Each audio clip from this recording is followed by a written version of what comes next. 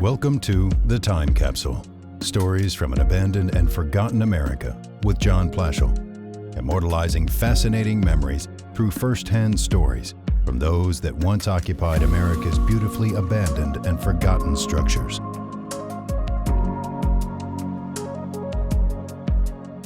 Welcome everybody to episode number 2 of Stories from an Abandoned and Forgotten America. Man, I'm feeling it today.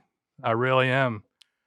I can tell that this whole platform is starting to get some juice behind it. So thank you all for your kind feedback from episode number 1 with Eugene Butler from the St. Emma Military Academy.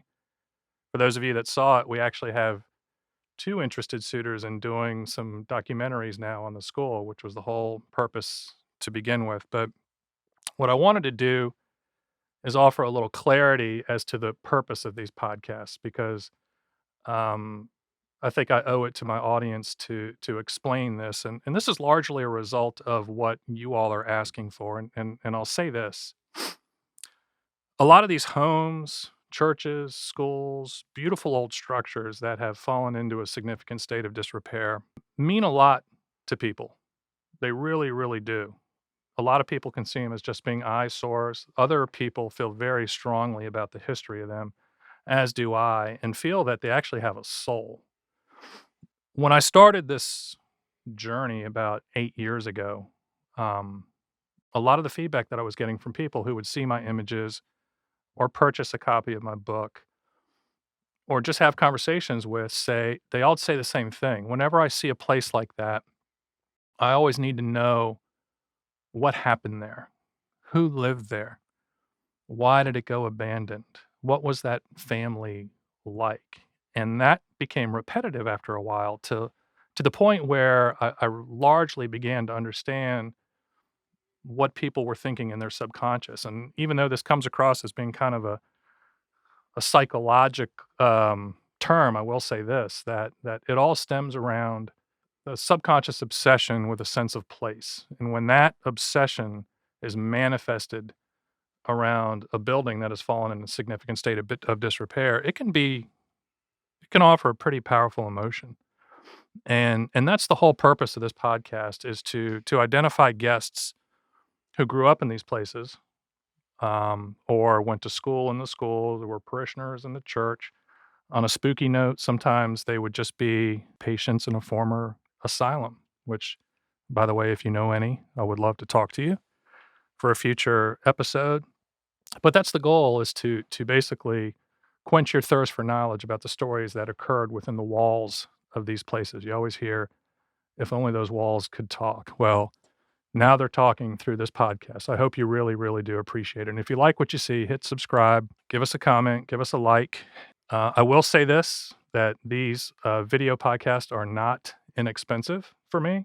So if you'd like to see them continue, I fund them through sales from my online gift shop on my website, primarily for my coffee table book called A Beautifully Broken Virginia, and a series of jigsaw puzzles, excuse me, of abandoned places throughout the mid-Atlantic.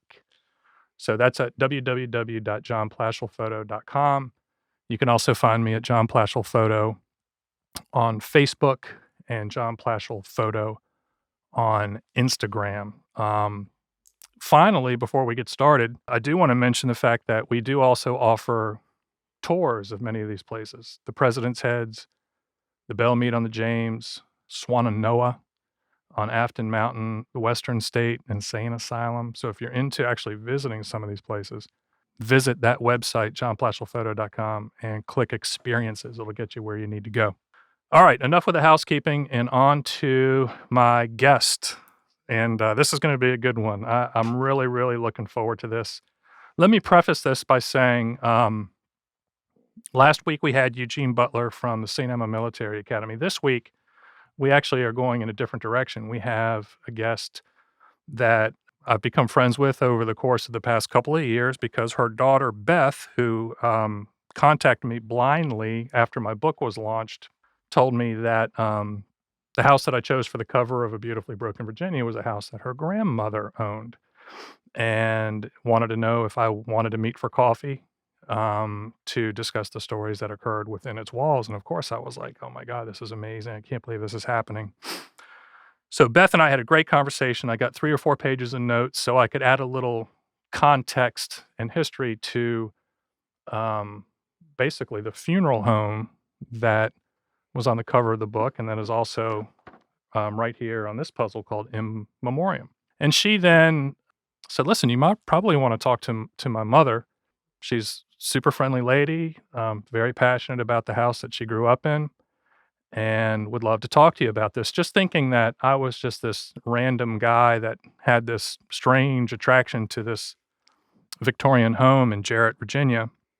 Unbeknownst to Beth and unbeknownst to Suzanne, my guest, is this house is actually iconic in the rural exploration world. And not only is it on the cover of my book, but it's on the cover of other books, some of which are international. And it is very well known destination to photograph and document. And I think when I told my guest this in the first place, she was kind of taken aback, but honored in a certain way that her childhood home has garnered so much attention from the community. But what we're going to do now is learn a little bit about what happened within the walls of that beautiful Victorian home in Jarrett, Virginia.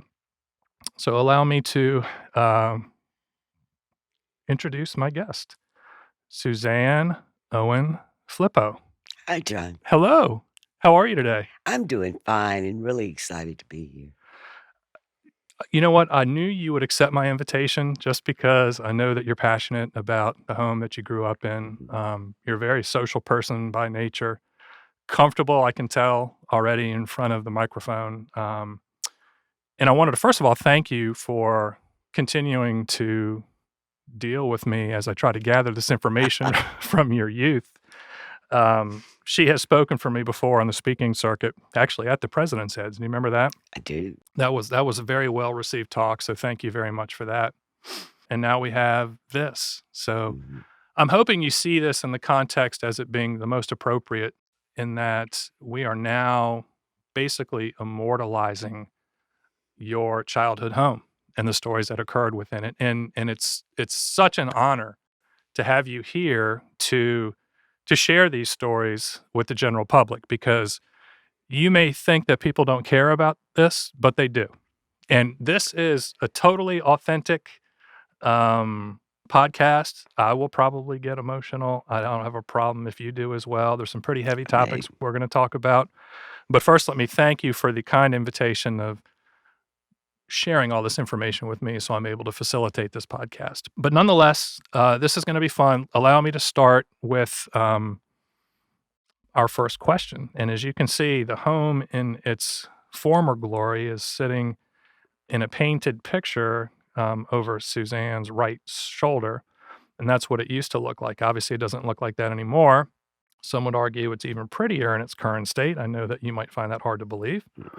But it all started, it's got a really, really colorful past. And the story starts basically with your grandfather, correct?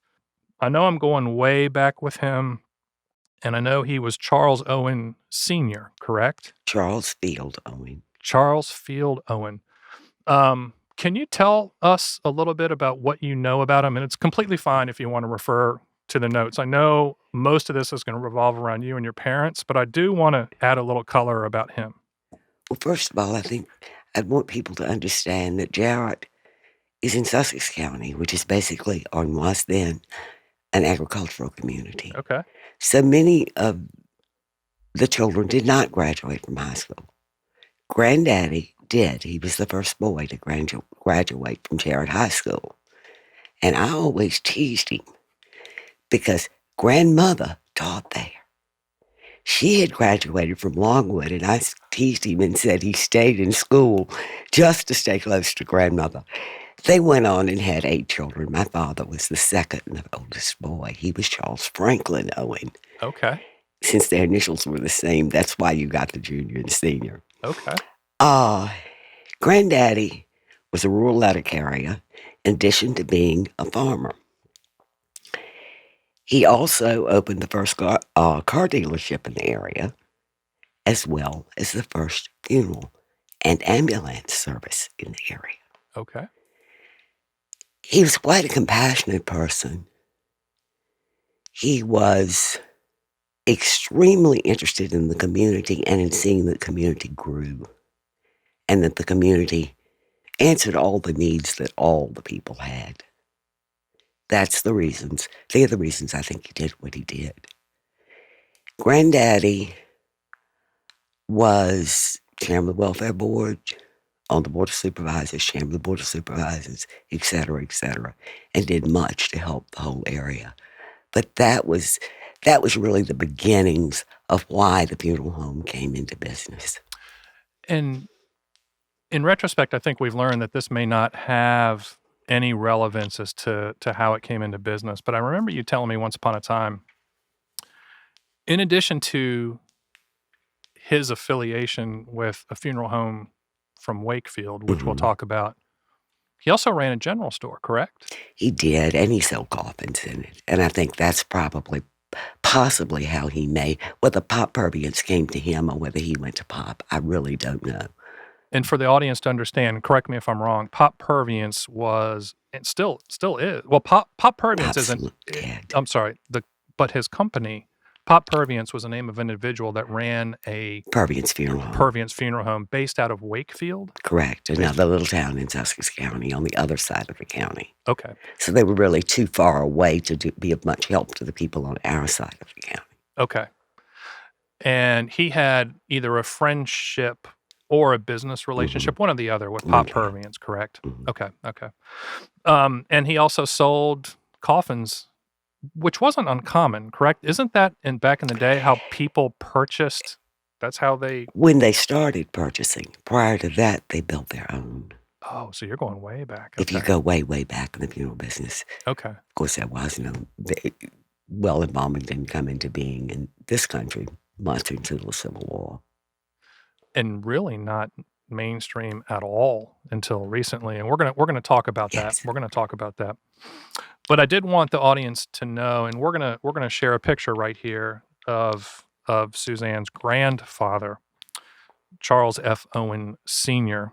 Quite a handsome fella, as was your father.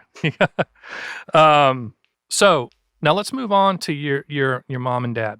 Okay, so this is Charles F. Owen Jr., who is your father, better known as Frank. So if you ask people in the community that have been in Jarrett for a while, Frank Owen is his name. That's how he would be remembered. And your mother? Doris. Frank and Doris. Okay. And let's show pictures of Frank and Doris. Neat pictures here individually, and a couple of them here together. It looks like one on the beach here, and then we've also got another one of him in uniform, and he did serve his country, and we're gonna talk about that. So he was the second oldest of 8, and you were the only child of Frank and Doris, correct? That's correct. Okay.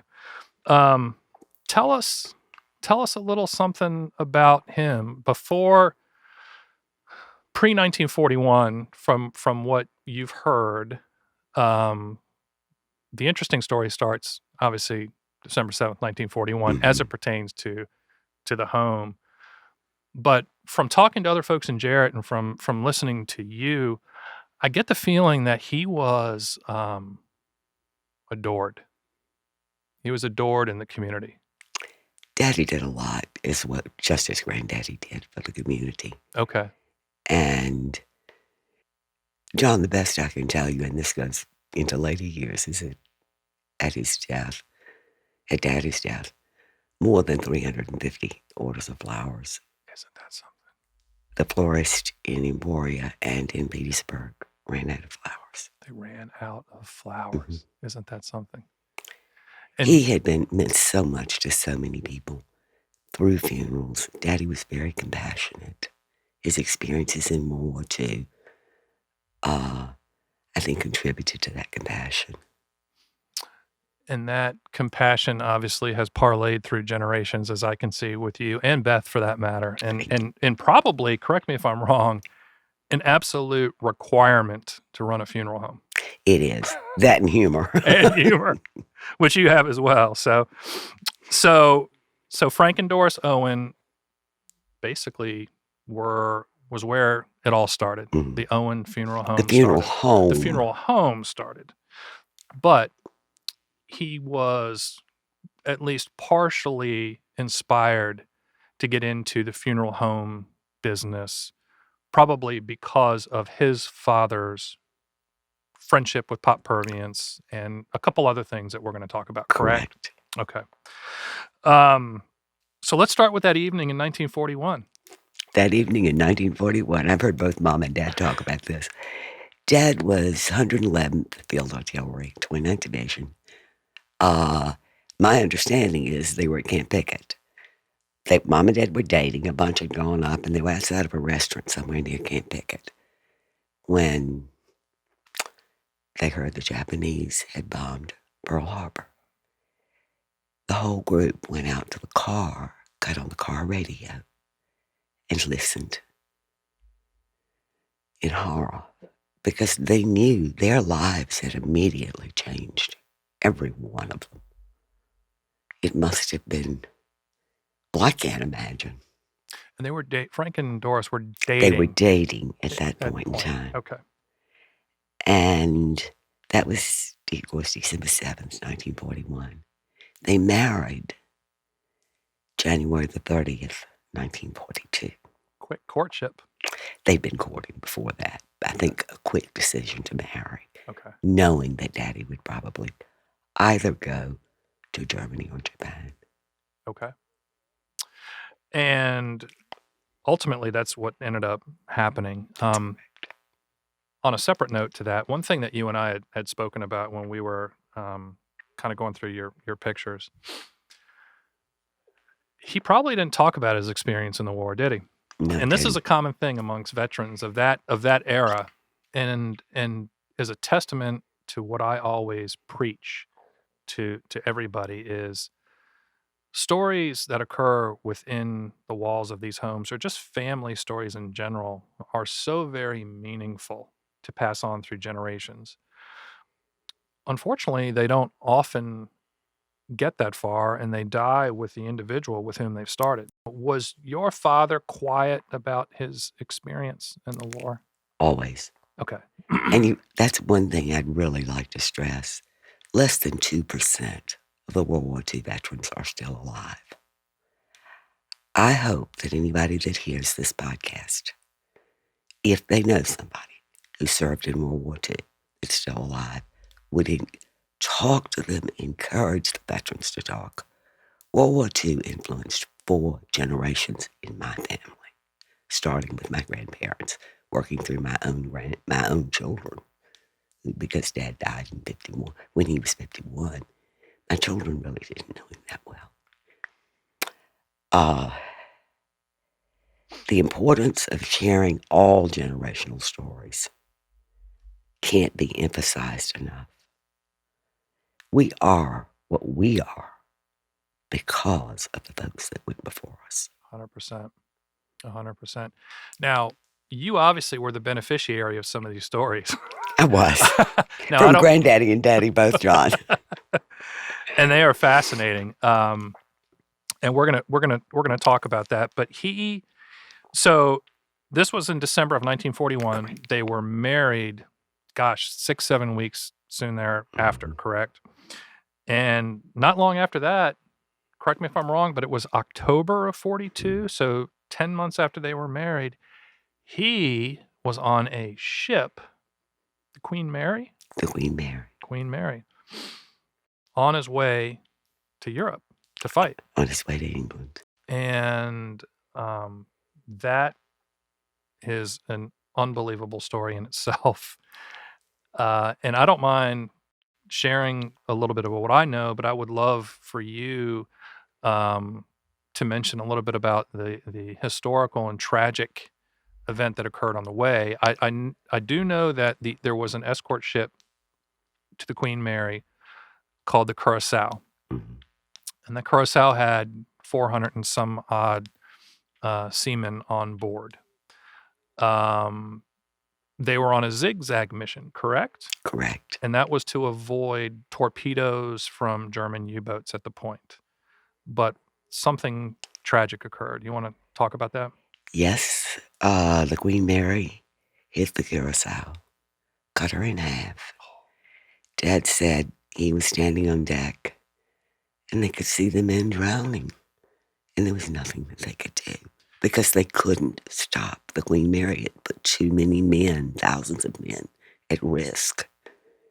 So, what the British and American governments decided to do was to tell the men on board that they had a French destroyer. And this is what Daddy died thinking. Never knew the truth.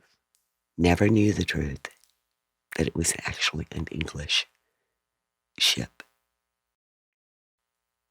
They decided to do that, obviously, because these soldiers were headed for England, and they needed to be accepted and as much a part of the community as possible there.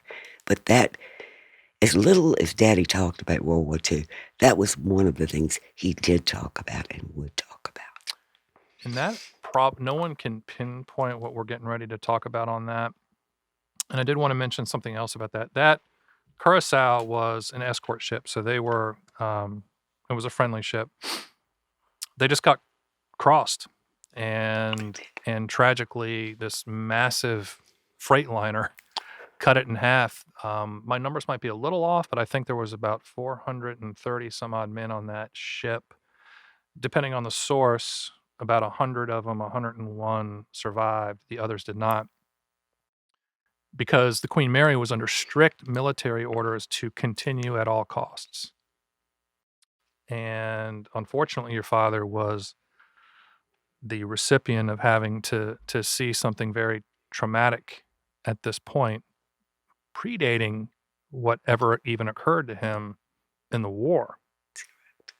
Correct? So then he served his country in Europe. Yes. You wanna talk a little bit about Just that? a little bit. Just a little is fine. He was part of the 29th Division while he was in England. Was transferred to Eisenhower's headquarters, so actually didn't go over until a few days after the invasion, but went into Normandy, through the hedgerows, and into Paris. He developed neurosis, sent back to England.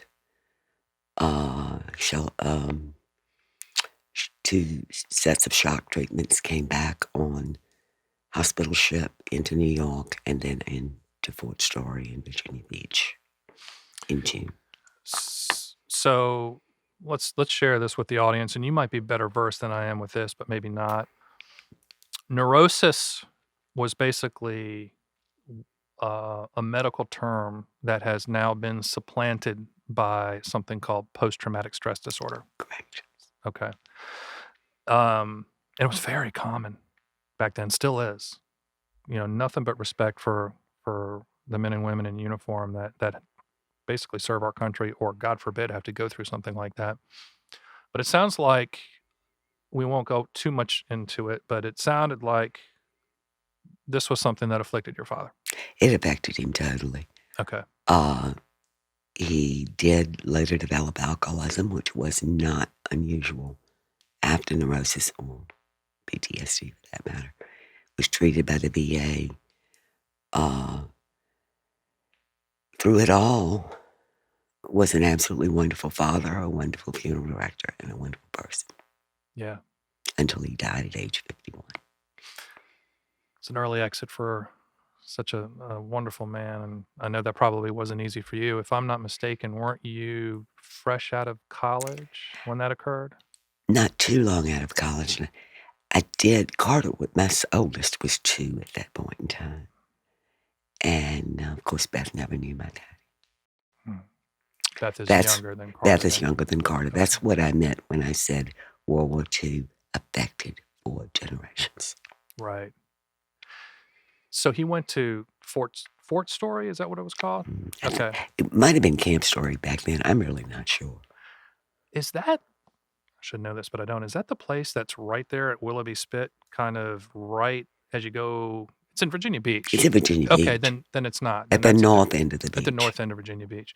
And it was like a military fortress way back when, and I think ultimately it ended up changing and becoming a facility to treat soldiers with neurosis, It correct? became a convalescent facility. And Okay. of course, has since then gone back to being just a regular post, I think. So from there, Doris was able to come, your mother was able to come live with him or be with him, correct? She got an apartment or room, small apartment, I think, right at the front gate of Fort Story. Okay. And they let Dad come out and be with her at night. In fact, truth be known, I was conceived I was going to say Virginia that. Beach. That's where you came, right? Okay. That's when I began to come of age. So fast forward a couple years, Mm. he's recovering from, I don't know if you ever recover from neurosis. Maybe you do, maybe you don't. I don't know. Back then, I don't know. Yeah. Now I know PTSD history. Yeah. So but now we're going to fast forward to 1949, if my date is correct, Mhm. and they move to Jarrett, Virginia. Actually, Oh, they in 1943, or, no, 45, they moved to the old Owen home place just outside of Jarrett. that's right. Okay. That house had been there since 1753. They lived there for, well, until I was 3, until 1949. And that's when they bought the funeral home. And that's when the actual funeral home came into existence. Prior to that time, it had been a funeral business. All the embalming was done at the home of the deceased. The deceased was put in their bed and not put in the casket until just before time for the funeral. I think a lot of the funerals might have been graveside at that point in time, Okay. as opposed to being in the churches, but I'm not absolutely sure of that. So just staring at old pictures of that Uh-huh. house, and we're going to periodically show you pictures of what this home used to look like. And for those of you that have a good vision over Suzanne's right shoulder, you can see a painting of it. Beautiful white Victorian with a wraparound porch. Perfectly ideal for what I would call a parlor, correct? So Mhm. my question is, did they purchase this home because it was just this beautiful home that they fell in love with that happened to be in an area that they wanted to be? Or was their mindset at this point, we want to go into the funeral home business. This is a perfect setup. And your grandfather was a little involved with that, right? Wasn't he maybe slightly influential in your father purchasing that I home? would say maybe totally influential. Okay. Yes. The house actually was perfect for funeral. Granddaddy was right. And of course, it had been a doctor's home. It had been a boarding house. It had been various things through the years. But the house, the way it was set up, as you can see from the picture behind me, the fence and the going up to the front door, and the front door, like many front doors in houses that were built that time and before, was a little bit wider. You could get a casket through it. That was important to a house. I wonder if, I know you and I had talked about this, if the homes, and I see them all the time, the doors are much wider than they are now. I'm wondering if that had something to do with when people would die at home, then they would be able to get the casket out. Is that That's what I've always heard, John. interesting? And I think if people look a little bit more at the older houses, they'll see that usually one door is wider and it's usually the front door. Right. Anyhow, you go in that house. We go in that house. I still talk about it as I was there yesterday. And just to your right, there's a large parlor. Parlor has, you can see the window in the picture, has a bow window, which was a perfect place actually to put a casket. Right across from that was a beautiful fireplace. People, as I mentioned earlier, sent a lot of flowers back then. Mm-hmm. So we had large racks for the flat sprays, and you'd put those sprays up. So you'd walk into it was like a flower bower of a room with a casket at one end and a fireplace at the other. It was really, to me, was quite comforting, really. The hall itself was large. The steps were on your right.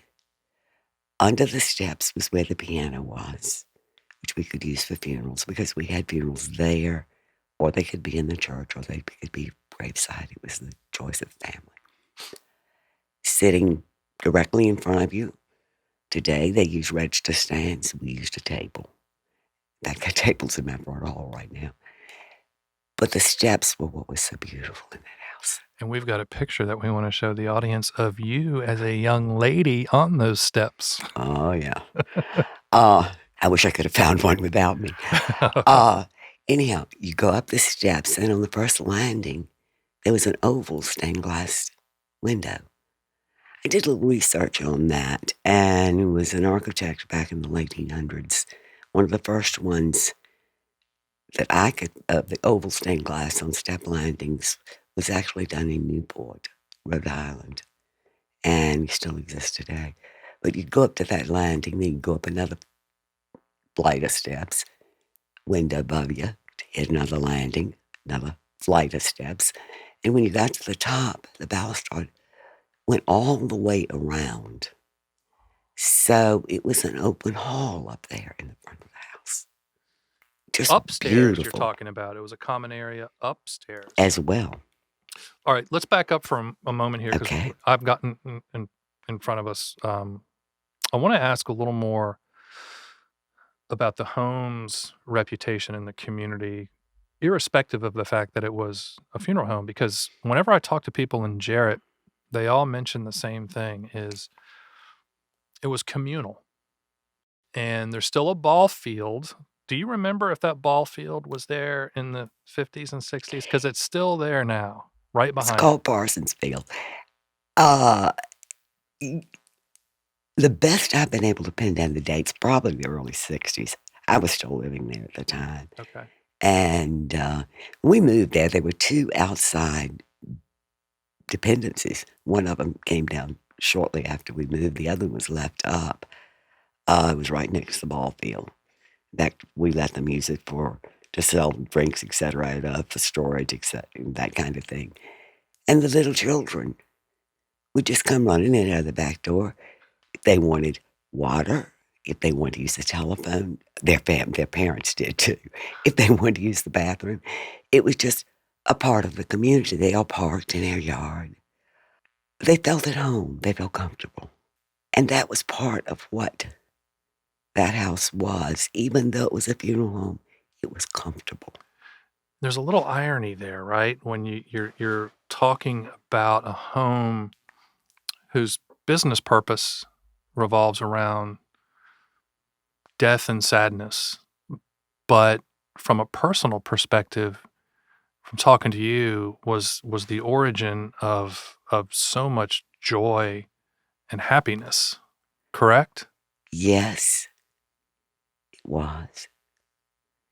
And I think that because people came there to tell people that they loved a final goodbye, I think because they came there as children in and out, they may have been more comfortable with that. And frankly, they felt comfortable going in and out of there with whatever problems they might have. I mean, Mother was a Red Cross representative for the area. So you never knew exactly what the next problem that walked in the door was going to be. But my point in asking you this was the house had a reputation, still does, in Jarrett. When you go down to Jarrett, obviously, I'm sure there's going to be plenty of locals that are watching this podcast, and they probably all have comments. By the way, if any of you are in Jarrett and you have things you want to add, please email me on my website, johnplashelphoto.com. But my point is, it was more than just a funeral home, right? It was a commune. It was a place for the locals to feel comfortable. It was a place for the little kids playing on the ball field to come use the bathroom or get a drink of water or what have you, or just kind of hang out, unless there was a funeral going on. Now, you've basically already described the interior of the home, but largely what I want to know is, as it pertained to the actual ceremony, was that mostly held on the or exclusively on the first floor? There weren't a lot of guests that were going Correct. upstairs. That was bedrooms and all of that Actually, stuff. my grandmother lived up there. Oh, okay. Okay, I did not know that. Hmm. But when guests are there, they are largely in the foyer and the parlor, correct? And in our personal living room, because the other door off the porch entered into our personal living room. Yes, we'd have visitations wherein every funeral did almost, where we'd have coffee, tea, cookies, whatever in the dining room for people, and you'd have more people at that point in time. But people knew they could come anytime from 7 in the morning till 10 at night Yeah. if they wanted to come by and sign the register book, etc. And most of those people would come to our front door as opposed to going to the actual front door of the house, because let's face it, we knew everybody. We knew the people that we were with. We were close to the families, That couldn't have been and it made easy. it hard. That could not have been easy. It wasn't easy. So, in more cases than not, you knew or your family knew the decedent or relatives of the decedent, Oh, yes. correct? In more cases than not. And at this point in the 60s, cremation was not in vogue. As a matter of fact, I saw a stat in the 60s, fewer than 3% of decedents elected to be cremated. It just wasn't a thing back then. Do you know what the number is now? No, Over 50%. it doesn't surprise me. It's a big number. It is a big number. We had one in the time that I lived in the funeral home. Just one. Just one. Isn't that something? So by and large, you would have mostly open casket funerals, sometimes Yes. closed, depending on the situation. Depending on situation, they were Okay. open casket. The house was open enough, so if a member of the family wanted to come and sit up all night or use one of their beds and stay there or whatever, we always did exactly what the family wanted. So that's a question I always wanted to know is, first of all, did you sell coffins there too? Was that part of the Mhm. business? So They you weren't were, in the house. They were carved in another building, but yes, we sold them. so it's soup to nuts, basically, from preparing the body all the way until burial. You're a full service funeral home, correct? Correct. You had responsibilities there as a young lady. Now that is what I would, and most people would call an atypical teenage chores. Yes, they were atypical. The crowd probably wants to know, here you are as a young lady, when you're old enough to, whatever that age may be, to contribute to what your family's livelihood is, you probably have responsibilities. Can you share with what it was exactly that, or specifically that you did to contribute to the business? Yes, and frankly, I don't remember not pitching in and helping when they asked me to do something. Answering the phone, very important, because it had to be answered every time it rang. Probably originally going and help the florist to bring in the flowers. And then when we moved the body out, helping get the flowers out into the flower truck because it had to get to the grave at the cemetery before the hearse did. Those were the first things I did.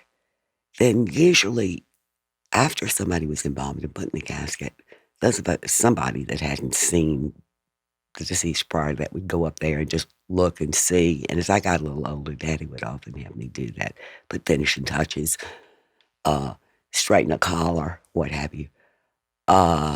Then a few times when Mom wasn't around, I would do hair, which was very simple. Okay, here's where the humor comes in. You have to realize that's an easy thing to do because you don't have to worry about the back of the head and you don't have to worry about any movement messing it up after you put it where it belongs. That's what I mean by you had to have gotta some humor. I get it. The first time I ever dressed anyone, an older friend of mine had twins. One was born dead, the other died a few hours thereafter. And she asked if I would dress the babies. I was about 17, I think. I dressed those babies, wrapped them, put them in that little casket, tucked them in, shut the lid for her. I know, first of all, that can be easy for you to share, and I can see the emotion in your face. That's as heavy gets. And man, if I'm trying to envision you as a 17-year-old girl handling the emotion of something like that and thinking to myself, that just couldn't be easy. But in a weird kind of way, I'm also thinking, and I might be off with this, that maybe you were a little hardened or immune to situations like that because of the nature of the business, right? Or not really. You It never struck you. become immune to it. You don't. You Okay. learn ways. You learn ways to handle it. Okay. And I'll share mine very quickly. I felt like that whomever died knew that I was standing there with them, that their spirit was encompassing us, that I was doing something for them that nobody else could or would do at that point in time. And in its own way, it allowed me the privilege of not being afraid of dying. Now I am going to cry. Go for it. The privilege of not being afraid of dying and a feeling like I was doing something for somebody else. And I think it affected my whole life in that way. A lot of positive things that came from that funeral home. Mm-hmm. And I don't think your children would disagree that you are one, and we're not going to go into specifics here, but you are one extraordinarily compassionate individual. And that is a character trait that you really don't find as much as you used to. So I tip my hat to you. So, and I know there are a lot of other positive things that came out of your experience. Because this recent conversation is so heavy, I want to lighten it up just a tad. Good idea. We're going to show a picture of you as a young lady holding up a cat. I'm assuming in your front yard or your side yard. And by the way, I'm going to show a picture of what the home looked like probably 40 or 50 years ago as well. This is the front of the home. It was white when you were living there, right? Yes, Yep. always white. Beautiful wrought iron fence, which I think has since been removed. I'm going to say sold, but who knows for sure. And here's the back of the house with a vintage, now looks like a vintage vehicle. I remember driving something like that as my first vehicle in the 80s. I don't know if that's a Buick or what it is. But that's the back of the home, and we're going to talk a little more about that. The audience has already seen some pictures that you've shared with us from the interior, but you shared something with me that I thought was kind of interesting, that cats and funeral homes don't mix. And you think that lightens it up. When you're 11 years old and you've always wanted cats or kittens, and you get a cat or a kitten and you keep it for 3 or 4 months, it would disappear. You know, I finally got wise. They weren't just walking off. The bottom line is cats and funeral homes really don't mix because of some old wives' tales that I'm not going into.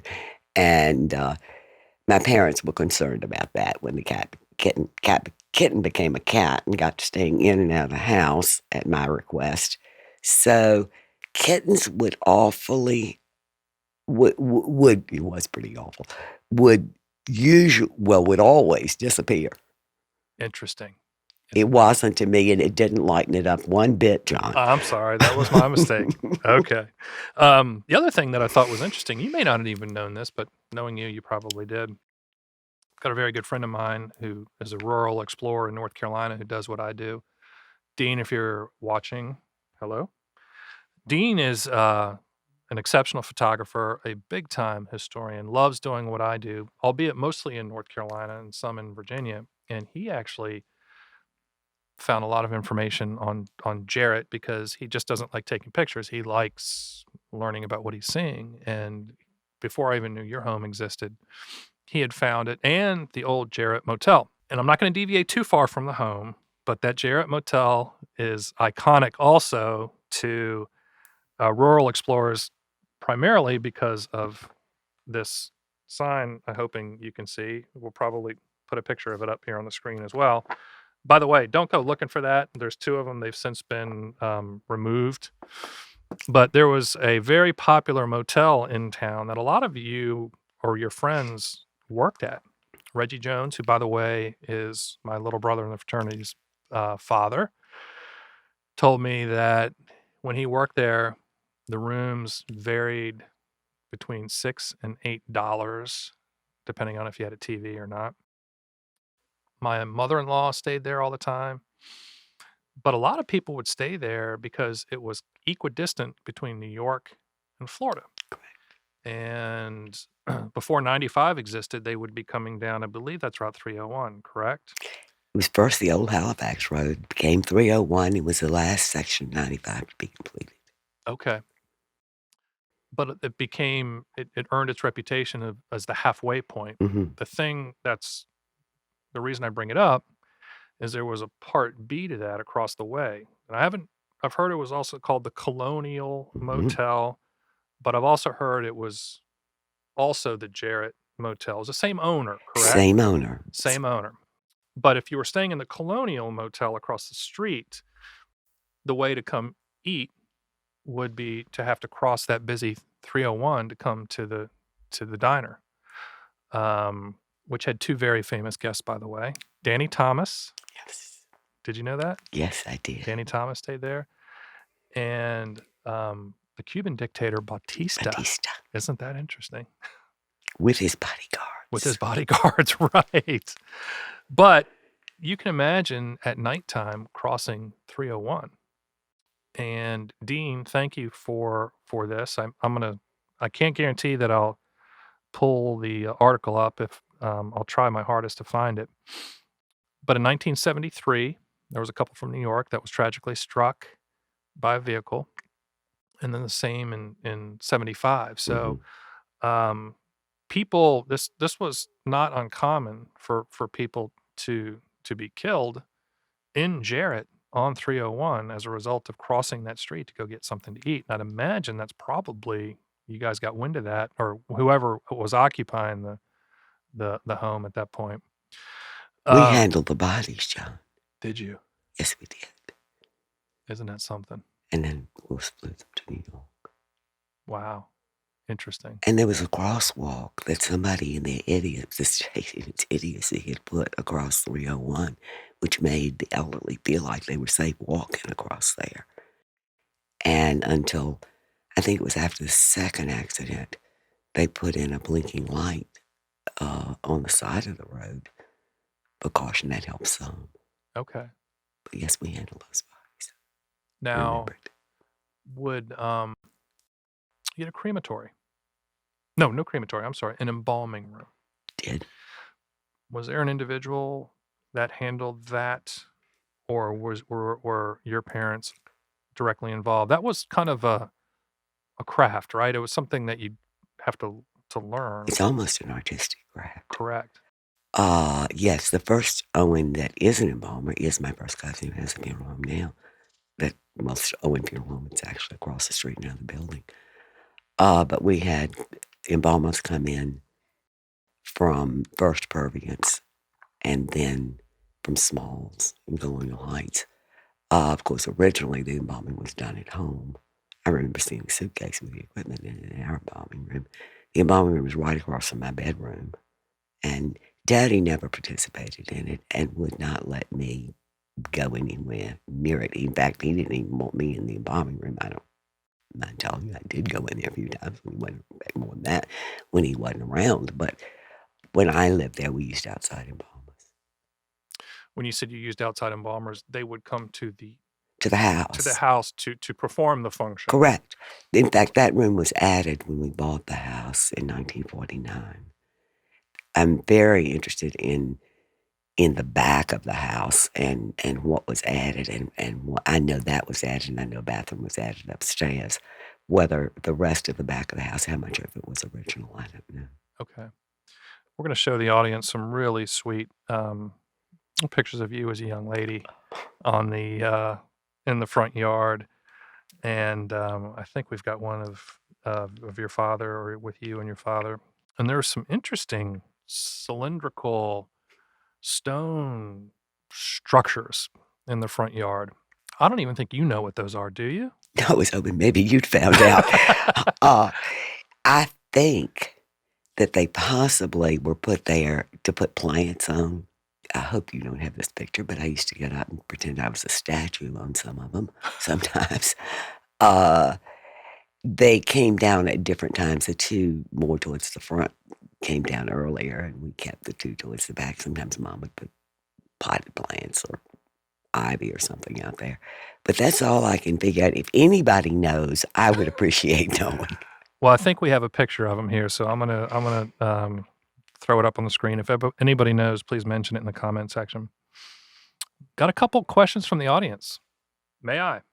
You may. Did you ever see an apparition or feel anything related to the paranormal? No. Nothing at all. Nothing except just what I mentioned with feeling like the person's spirit was surrounding me. And I never felt that there was anything to be afraid of. Wow. Now, all my friends didn't feel the same way, but Talk about that, because I remember you telling me the story as one of your friends. You had a sleepover, and didn't your dad have to take yes, her home, or my dad took her home more than once in the middle of the night. just didn't feel comfortable, or And that's understandable. I think you have to almost live in it yeah, to feel as comfortable. And you may have heard me say the only day I could really count on that we'd celebrate on the day was Christmas Day, because nobody wanted to be buried on Christmas Day. Otherwise, it didn't make any difference whether it was birthdays or what it might be. It was postponed for a funeral. The funeral came first. right. That's interesting. So we're gonna kind of close things up here with a few other questions. The one thing I wanted to ask is, a lot of us rural explorers are also fascinated by that old school across the street. Did you know, how long has it been since you've been back? To Jarrett. Yeah. I don't go as often as I can because it hurts me to see the house. Okay, understandable. One of, I can't date the hearse, but there are some pictures out there, and I've got one. This goes back 8-9 years, where one of the Owen Funeral Home hearses is in front of what I think is called Jarrett High School, correct? Yeah. That was a high school. Well, you know why, don't you? No. Because that school is right across from the funeral home. The land that the school is on was bought by members of my family when it ceased to be a school. They still own it. The new funeral home is built across from the old funeral home, basically on what was the outside boys' basketball court of the school. And the hearse was, Bobby, my uncle, I'm sure, just had it parked back there just for some way to put it. It was, but that's why I was there. Bobby, was he your uncle that won the lottery? He was. Bobby became a funeral director, a licensed funeral director, before Dad died. And after Dad died, he had the funeral home. Mom lived there during that period of time.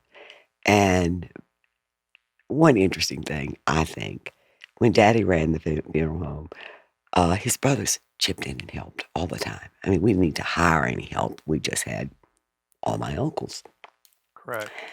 When Bobby was funeral director, that was the same thing. There was 3 others left at that time. They chipped in and helped, the same ones that helped Daddy. Now, my first cousin, Bobby's oldest son, Thomas, is funeral director. His 3 brothers chip in and help. So it is a family business any way you take it. So Thomas is your cousin, Mhm. correct? So your fathers were brothers. Mhm. And let's be clear to the audience. So despite the fact that we are gradually, piece by piece, losing the old Owen Funeral Home, and I say that because the porch was taken out when a tree fell on it. Every time I go back, like anything, it just seems to deteriorate a little bit more. I will say this: she's got strong bones, Suzanne. Good. I don't want you to think by me saying this that this is in jeopardy to collapse. As a matter of fact, I think the current owner was or still may be interested in selling it. You can just tell by looking at it that it was constructed very, very, very, very well. And as long as that roof stays, Hmm. competent, it should stay there for a good long while. I think we've answered one of my final questions, and I want to see if you wanted to add any more color to it. But growing up in that house has shaped you, correct? Yes. You want to circle back as to how an individual now, I know you had talked about compassion. That's obvious. Do you think that the trajectory of who you are as an adult would have been different had you not grown up in that home? I think there's no question about it. Okay. I learned to care for other people. I learned compassion And humor. and humor. And as my mother would say, hope a little bit of grace thrown in there.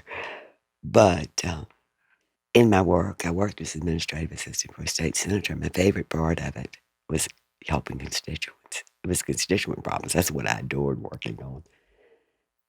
I've been pretty much a full-time volunteer for lots of different groups through the years. I tend to be a caretaker, they tell me. I don't think there's any question but what it shaped my life. And that's the thing I want the audience to understand is, despite the dark overtones of, this iconic Victorian home in Jarrett, Virginia, that everybody knows is America's most notorious abandoned funeral home.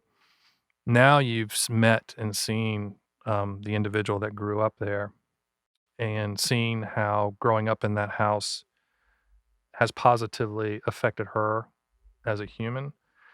And you know that despite the fact that the business was, they were in the business of death, that there was a lot of joy and light that that came from the home. I do want to mention the fact that the home has been sold out of the Owen family. They have nothing to do with it now. It's under the ownership of another private individual. I highly discourage trespassing. It doesn't look like it used to look like anymore. It's changed even more. But you do not want to attempt to trespass. I also want to mention the fact that your cousin has, what I can gather, a very successful funeral home. He's basically carried on the legacy of the Owen Funeral Home, and he's right across the street, correct? That's exactly right. And he basically, it's still carried on as a family business with the same compassionate caring, putting the family and their wishes first. I love it. And that will probably continue for generations, right? We hope so. Well, listen, this has been an absolute delight. I have an extra treat for you. You did. Is there anything else you want to mention? Because this has been so very informative, and I'm hoping that you appreciate the purpose of it. When you peel the onion back, it's nice to satisfy or quench the thirst of my audience so they know what happened in that house. But really, the true benefit of this is that the memories that you've shared with us about the home that you grew up in have now been permanently immortalized for generations to come. And we are so very thankful for you to share this with us. And I hope that you find joy and comfort in that as well. I do. Good. You can't help but think of the laughter of the children that came through and the tears of the people who lost ones they loved. John, I just wish that house could speak. Wouldn't you love to hear the stories that would come out of its walls? Well, everybody would, and that's a perfect transition for us because I have a special guest.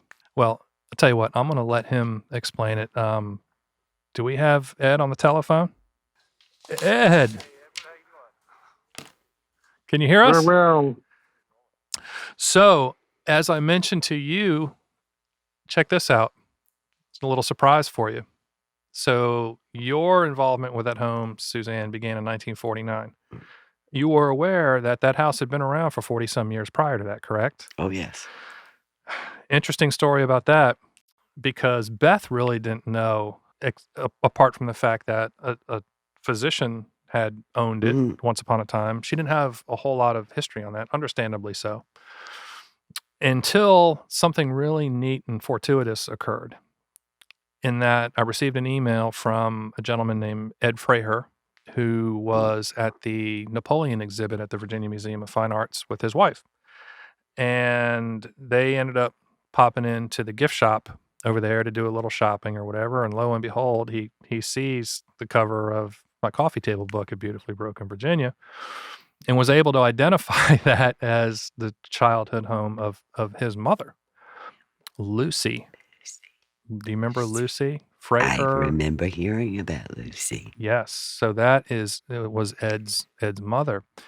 So I said, oh my God, this is absolutely amazing. Now I have the missing piece. And he ended up emailing me this picture of what the home looked like prior to 1949. Just beautiful home. And you ready for this? The original architectural plans. I want to see him, John. You know I do. You will. Now, he is an architect by profession, still practicing, and man, this is so cool. He recreated this home architecturally via what I'm assuming is CAD in honor of his mother, who grew up there, just like you as a young lady. Oh. And that was really, really special in that it gave me closure as to know what happened prior to this. Now, that story also doesn't come without tragedy as well. But there's one thing when John Plaschel is talking about what I've learned from that home in the early 1900s, it's a whole nother thing when you're able to hear it directly from the descendant of the man that built it. So to that end, I want to introduce you to Ed Fraher. Ed, are you with us? I'm with you. Hi, Ed. This is Suzanne. Hello, Hey, how are you? Hi. This is wonderful.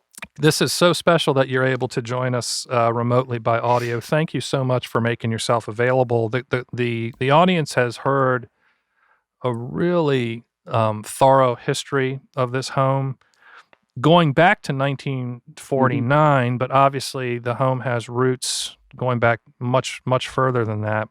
And those roots start with your grandfather, Otho Clement Wright.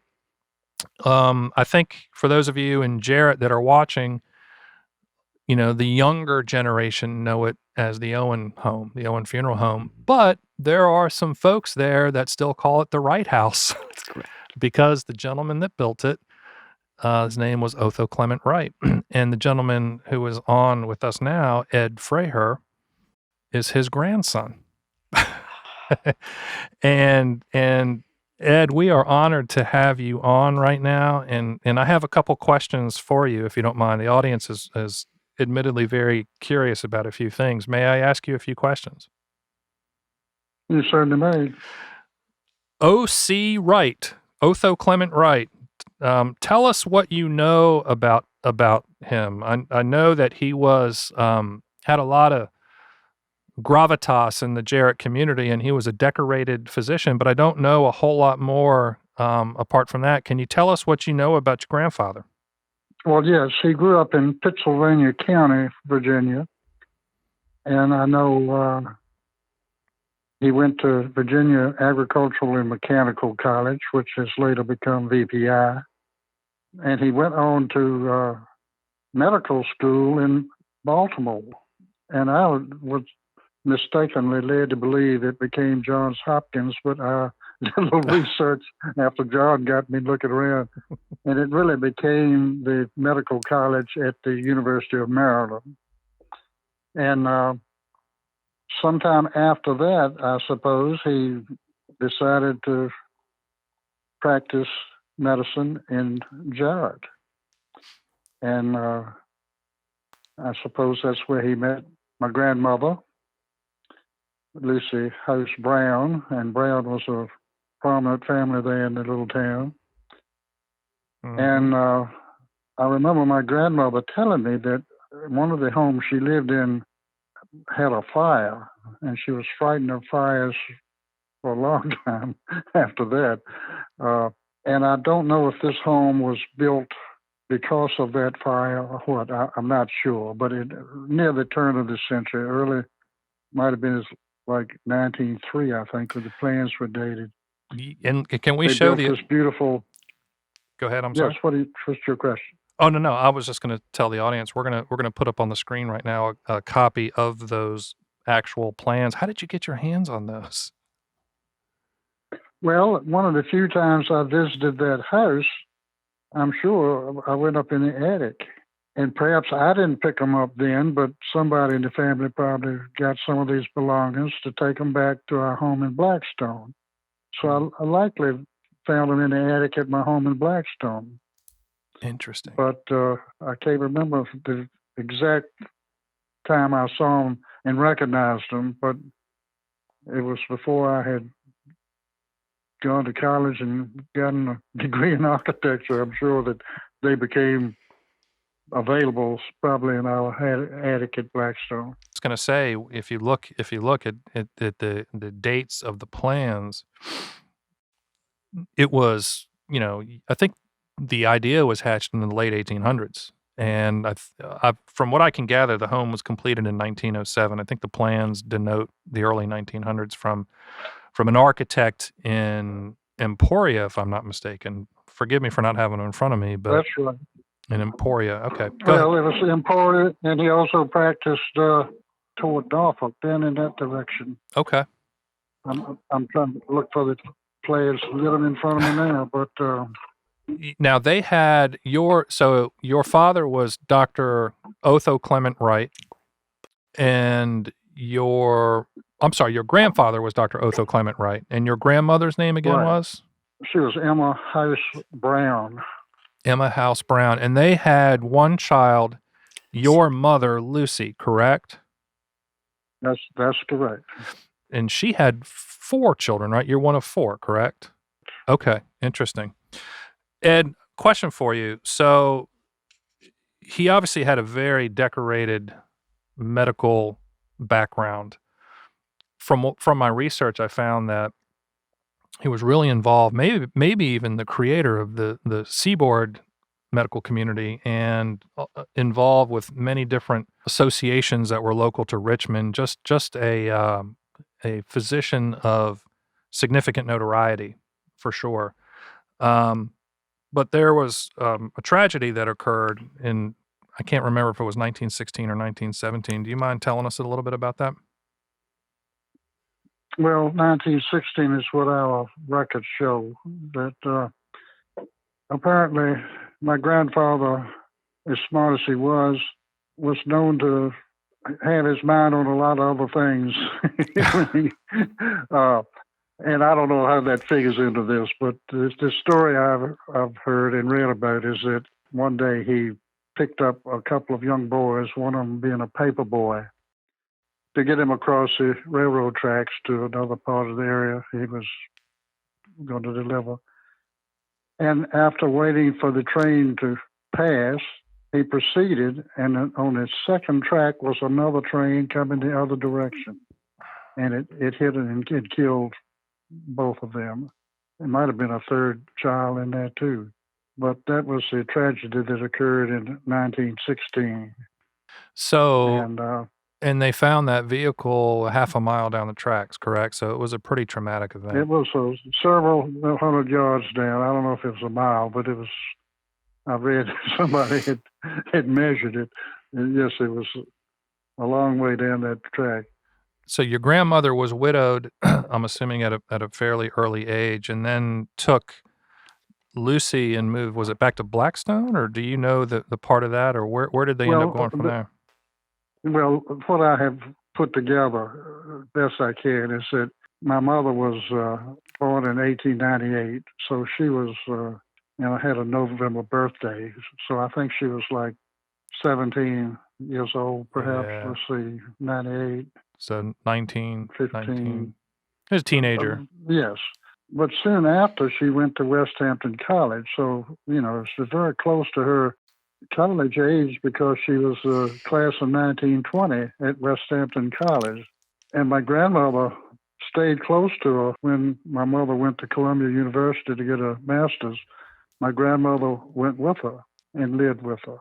And after my mother got her credentials, she went into teaching. And she taught at least 1 year out in the western part of the state, and then came back to John Marshall High School in Richmond, where she taught for a few years. And at this time, my father had been dating her before and during college, I suppose. Anyway, they got married in, I think, 1927, and she had to give up teaching in order to get married. They didn't let you do both in those days. And they lived in Blackstone. They were in the process of building a new home when my mother died of a brain tumor. It was very sudden, and I was not quite 7 years old. I was 6 years old. Mm. And, of course, I had an older sister and a younger sister and a younger brother.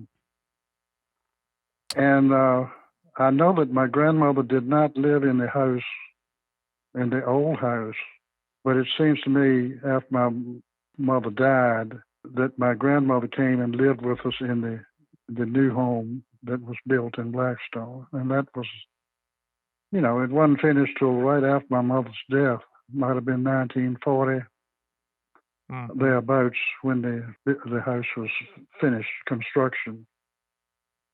And my grandmother had a room there, and I, you know, grew up with her being right in our midst.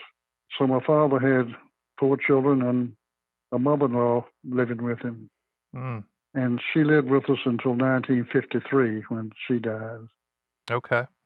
You know, if I can just interject for a second, we have another West Hampton graduate with us, don't we? You certainly do. Not everybody knows that West Hampton College wasn't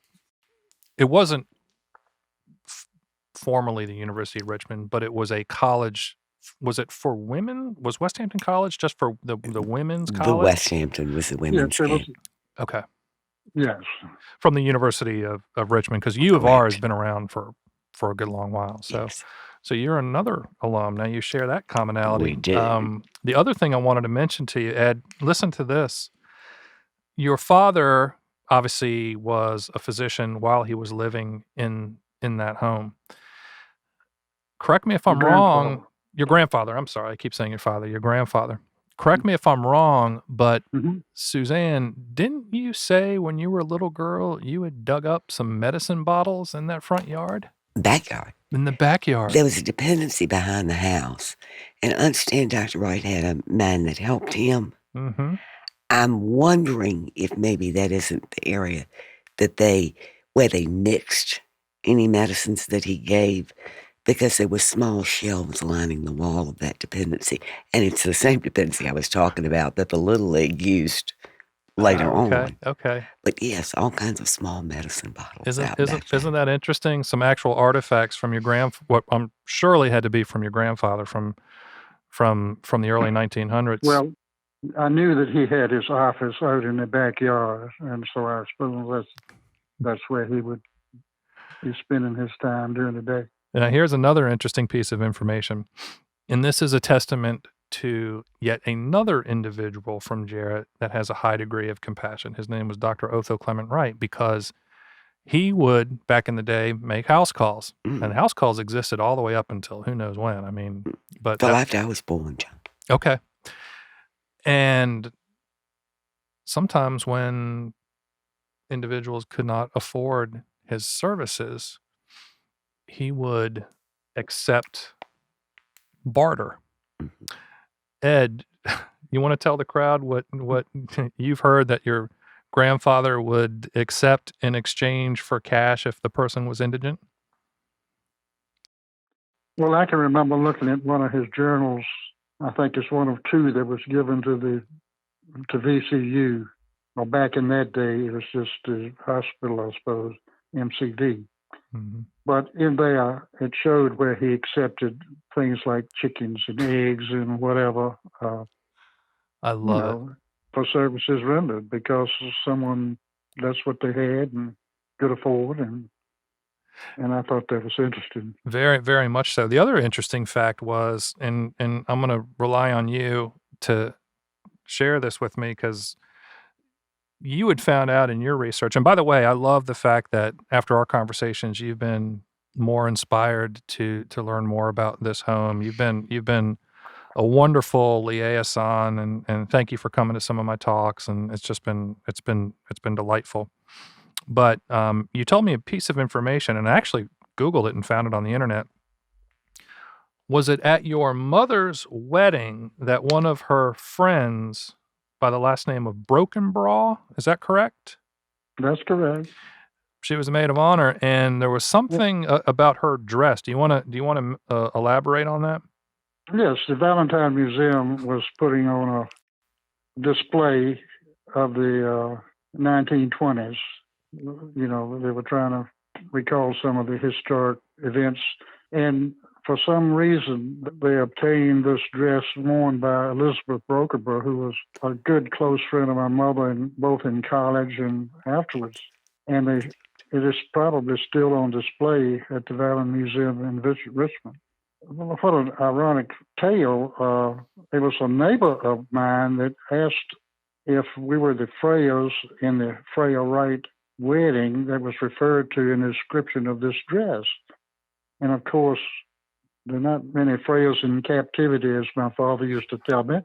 I said, that is indeed the wedding. So we did go and see the exhibit and saw the dress, and it recalled some memories. I can remember meeting Elizabeth Brokenborough when I was very young. I think it was maybe after my mother died, but somebody took us to Richmond, and anyway, I remember the name and meeting her when I was very young. Speaking of your mother, you said you were 7 when she died. Too young, probably. I was really 6. But do you have memories of her? Anything off the top of your head that you'd be comfortable in sharing? Because I want to, if you're okay with it, I'm going to put a picture up on the screen of an image of her in front of a car that I cannot date. You actually provided me this image. Do you have any idea? That might have been my grandpa. That car that you should see is probably my grandfather's car. It might have been the one he was in when he was killed. Oh my goodness, wouldn't that be something? Because she looked like she was just about that age or close to it. Or maybe I'm wrong. It might have been after his death, but it couldn't be the same car if it was after his death. But right. But anyway, very few memories, but one particularly, I can remember that some needy person came to the house in Blackstone, and I remember she directed him around to the back porch and served him a hot meal, and I'll always remember that. And I can remember her singing songs to me when I was young. She'd play the piano, but actually, very few. Well, I can remember when I had a tummy ache or something, and she gave me something good to drink, like a chocolate milk or something. I can't remember. Yeah, and another. I can remember growing up in. I can remember going and playing with a friend down the street where we grew up, and I think we got in some kind of little fisticuff, and I can remember running home and telling my mother that so-and-so hit me. And I can remember her saying, well, why didn't you hit him back? Well, that's so special that,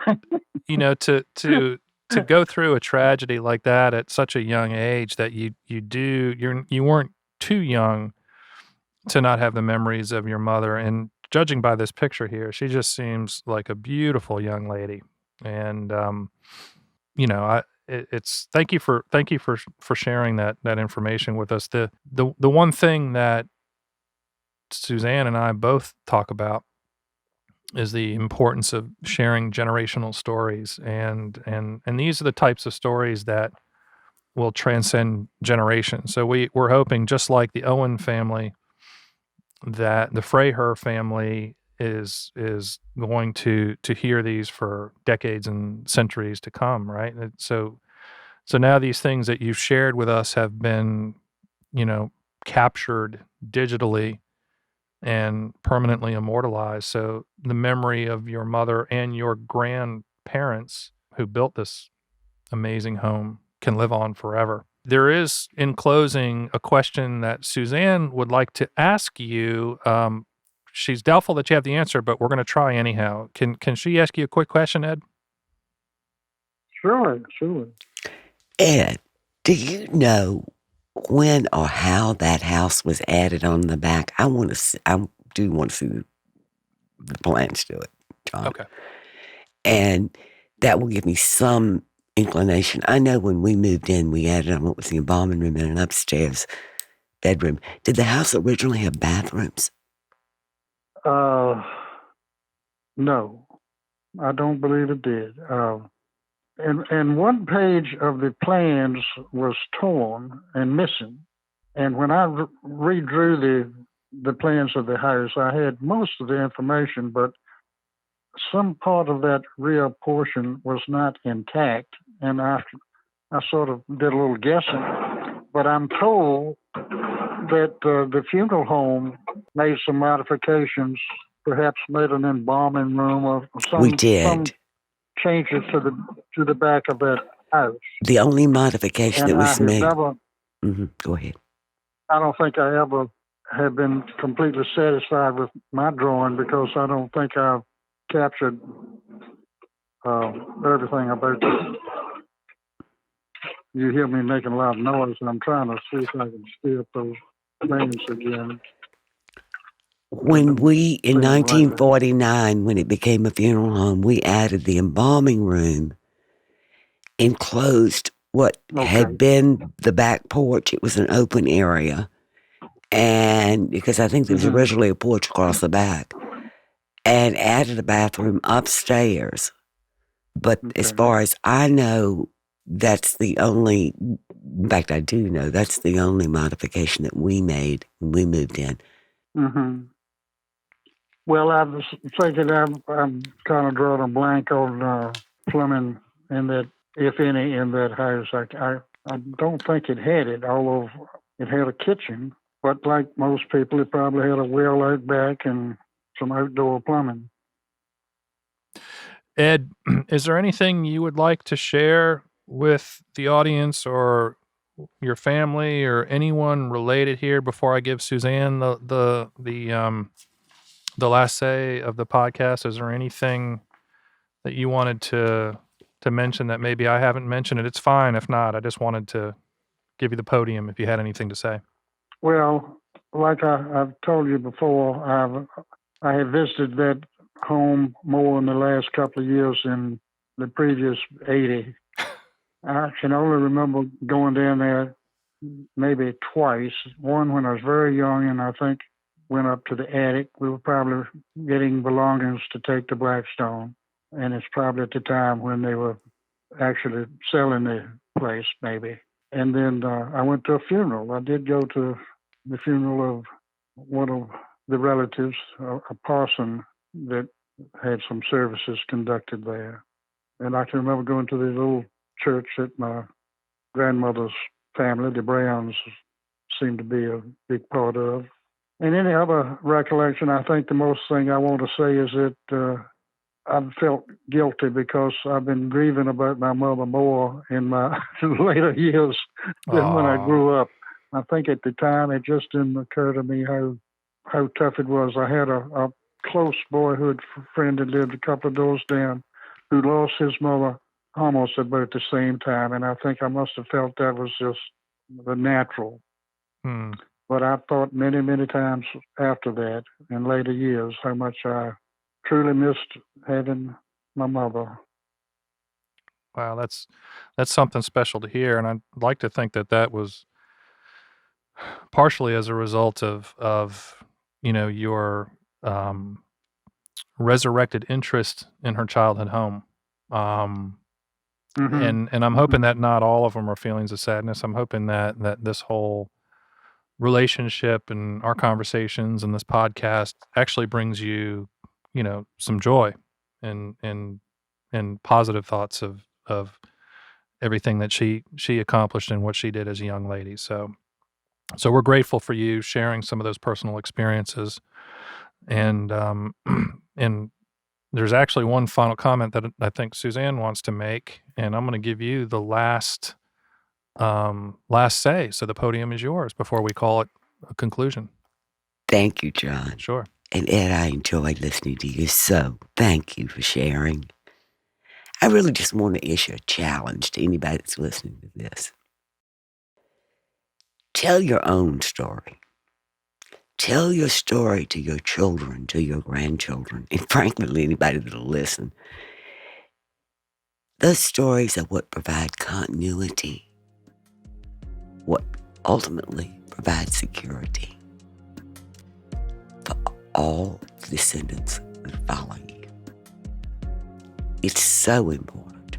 I can't stress it enough. Just remember, tell your own story. Thank you, John. What a perfect ending. Thank you, everybody. Thank you, Ed. Thank you, Suzanne. Wow, I've got the chills. What a meaningful podcast. I loved every minute of it. You guys are the best. Take good care. Bye-bye.